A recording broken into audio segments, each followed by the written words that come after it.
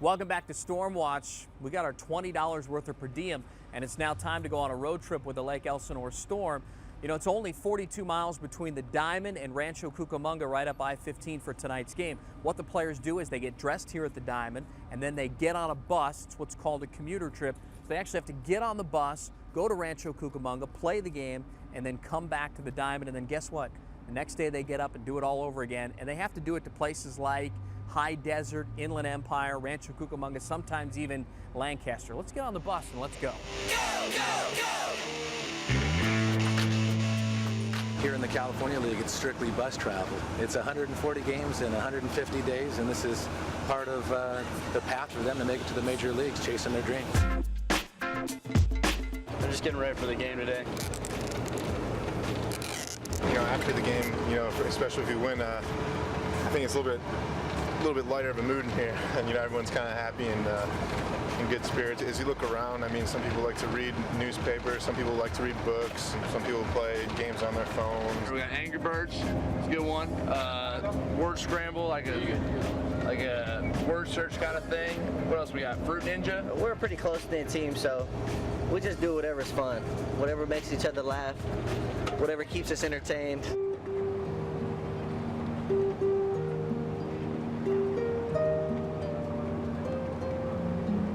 Rob, what are you doing over there, man? It's 3 o'clock in the afternoon. Why are you still sleeping, dude? Sometimes people see us as a ball players, but you know, we're just regular people. So you know, everybody just take care of their own stuff. And right now, people are just sleeping, reading a book, listen to music, whatever. What's the song of choice here? Actually, it's Drake. Congratulations. So that's the one that's on right now. Usually I just throw a Drake on mix. It switches though. I go from Drake to T.I. to Lil Wayne. So that's what gets me in the mood to get ready to play some ball. And this is probably the best commuter that we have. When we get on the road for 4 or 5 hours, that gets a little ugly, but so far we can't complain. Well, certainly the Storm are going to look out for the well-being of the players, and I know it's the Padres' best interest to have, you know, the best kind of travel possible. There are some teams in the league over the years that had their own buses that may not have been well-maintained and the greatest condition, and the AC is tough, but this is a nice travel, you know, enjoying the AC during the 100-degree weather outside. Is that a Storm Snuggie? Oh yeah, it's one of the ones that gave us the giveaways or whatever. Comes in great handy on the road trips. Fred keeps the bus nice and cold. You know, we got a good driver, Fred. You know, he's really helpful. You know, it's very safe, very cautious. It can be hectic, but it's great. Just be cautious and do what I gotta do. Come on and don't lose slow. Let's go, go, go, let's go! So that's what it's like on the road. 84 miles round trip on that motor coach right there for the Storm. Sometimes, as mentioned, they do it 5-6 times a day. It gets old, but it's what you got to do if you have a dream of making it one day to the major leagues, where busters are a lot nicer than that. Let's check the action on the field now here in Cucamonga.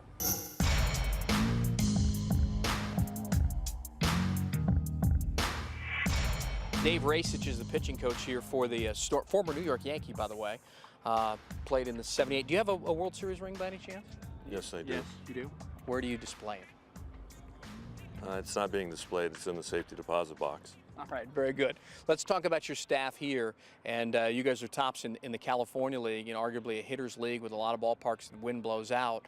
How do you guys do it, and how do you maintain such a low staff year in and year out? Well, it's a matter of how the organization has been brought along, you know, to get them to this stage about fastball command and staying inside yourself and trying to develop pitchers rather than throwers. Try to get the kids away from throwing to the gun. That's probably one of the biggest problems that we have.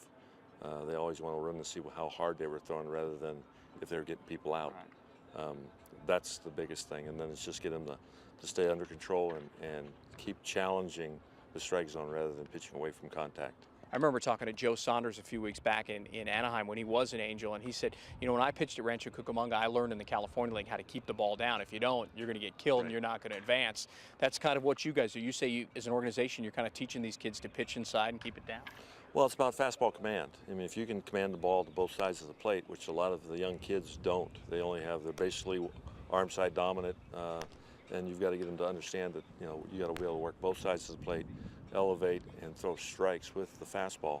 Then, of course, after that's the changeup, and that's probably the second best pitch in baseball, and get them to buy into the fact that you want a changeup. And then the key in this league, because of High Desert and Lancaster and a couple of other ballparks, is you can't eliminate your walks. If you can eliminate your walks, that will save you a lot of runs, and that was the problem that we had early in the year. The first guy I think of is Anthony Bass, who, you know, over 100 innings. I know you're limiting the innings now because as an organization you don't want to, you know, overexert these guys, but he's only got like 19 walks in 110 innings or something. Right, he's done tremendous. I mean, he's bought into the program and what we're trying to do, and they understand it. And he's one of those that wants to get away a little bit, and you can see it when his delivery starts to get too much, a little too much torque, too much turn, a little overthrow. Then we have a problem. I have a joke with him that every time he throws 195 or 96, it's going to be $1 fine. Yeah, there you go. Brad Brock here, sitting as we speak with 33 saves. By the end of the year, is going to be the Cal League all-time single-season saves leader. What does he do well? He's probably the one closer I've ever had in all my coaching years that has been the most consistent I've ever seen of just attacking the strike zone and throwing strikes at the knees. He's every day and day in and day out, he brings the same stuff to the table, and it's just been impressive. He goes out and throws strikes, quality strikes with 3 pitches. Minor league pitching coach's job is never done. Now you're taking a center fielder in Jeffrey Carvajal and turning him into a pitcher. You were working with him earlier today here in Rancho Cucamonga. It's late in the season to be doing that, but obviously this kid must have a strong arm if they want. It happened to Trevor Hoffman. They turned him into the best closer ever. And you look at this kid Jensen from the Dodgers. He was here as a catcher last year in this league, and I believe he got his call up last week to the big leagues. He's throwing 98, 99.